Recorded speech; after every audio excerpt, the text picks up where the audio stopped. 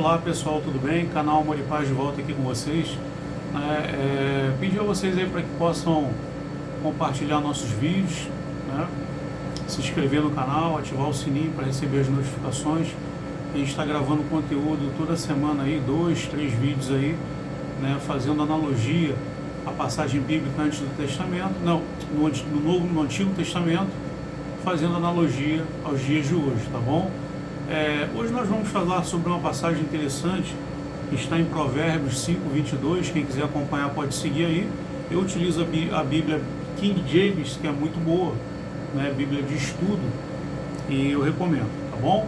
Eu vou falar sobre a passagem que é o homem mau, vou ler para vocês e logo em seguida a gente vai fazer essa analogia, né? Segundo a minha visão, o meu modo de pensamento, para que possa ajudar você a compreender de uma forma melhor a sua vida, né? E até mesmo quem está lendo a Bíblia, que entendeu de forma diferente, se tiver que questionar alguma coisa, não tem problema, coloque nos comentários aqui, eu terei o maior prazer em responder a todos vocês, tá bom? Vamos lá. Provérbios 5:22. O homem mau. Uma pessoa má, um homem malévolo, anda com a boca perversa. Ele pisca com os seus olhos, fala com os pés e ensina com os dedos. A perversidade está no seu coração. Ele maquina coisas ruins continuamente. Ele semeia discórdia. Portanto, sua calamidade virá repentinamente. Subitamente será quebrado, sem reparação. Estas 6 coisas o Senhor odeia. 7 são abominações para ele: o olhar orgulhoso, a língua mentirosa, mãos que derramam sangue inocente, o coração que maquina ideias perversas, pés que se apressam a correr para o mal, a testemunha falsa que fala mentiras e aquele que semeia discórdia entre irmãos. Bom, é uma passagem aqui muito complexa e ao mesmo tempo simples, né? O que é algo complexo e simples, para tentar explicar para vocês, porque muitos podem interpretar de uma forma e outros podem interpretar de outra, né? No contexto aqui, a gente analisa que Deus, né, ele está querendo colocar aquilo que é certo e aquilo que é errado. Ele cria um divisor de águas aí, né? Para muitos, por isso que eu falei, depende da interpretação de cada um, né? Tem um lado e tem o outro lado. Para muitas pessoas, aquilo que lhe é conveniente, né, aquilo que você está acostumado a fazer condicionalmente no seu dia a dia, né, para você está correto, porque você aprendeu dessa forma, porque te ensinaram dessa forma, você nasceu numa família, onde nessa família você teve um pai, uma mãe, às vezes não teve pai nem mãe, foi criado por uma avó, por um avô, às vezes foi adotado, mas ainda assim, quando eu me refiro à família, eu me refiro àqueles que estão responsáveis pela educação daqueles que estão chegando agora nesse planeta. Então, as crianças, na sua grande maioria, são doutrinadas pelos seus pais ou deveriam ser dessa forma. E muitas das vezes os seus pais, pai, mãe, avô, avó, aquele que cria, também foi criado por alguém lá atrás que também ensinou alguma coisa a eles. E esses avós também foram ensinados por alguém lá atrás, que são os bisavós, e assim a gente vai retrocedendo, né, na escala aí, né, da hierarquia, né, e a gente percebe que existe algo muito importante nesse contexto. Tudo que lhe é ensinado hoje, que você ensina para os seus filhos, provavelmente seus filhos irão ensinar para os filhos, e os filhos, e os filhos, e os filhos, né? Então, muitas das vezes, atitudes erradas, coisas erradas, que muitas das vezes você acha que não é errado, você pensa que é certo, né? Você toma uma determinada posição na sua vida, né, e que você acha, não, isso aqui que eu estou fazendo não é errado, é certo. Ou, por exemplo, vou dar um exemplo bem claro aqui para vocês, bem simples, né? A pessoa acha um celular na rua, não vou nem falar de celular, vamos falar de uma carteira. Você acha uma carteira na rua e tem lá uma determinada quantidade de dinheiro dentro dessa carteira. A primeira coisa que a pessoa vai fazer vai pegar o dinheiro, vai verificar a documentação e entregar numa agência dos Correios, etc. e tal. Parece que é o trâmite normal diante de uma sociedade correta para muitas pessoas, mas não é.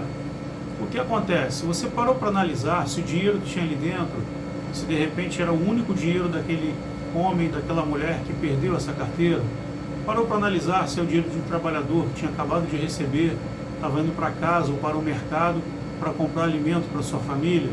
Então existe uma série de pormenores que na formação da sociedade acaba influenciando muito no seu comportamento social diante do ser humano, que são os nossos irmãos. Então, a conduta correta seria essa, né?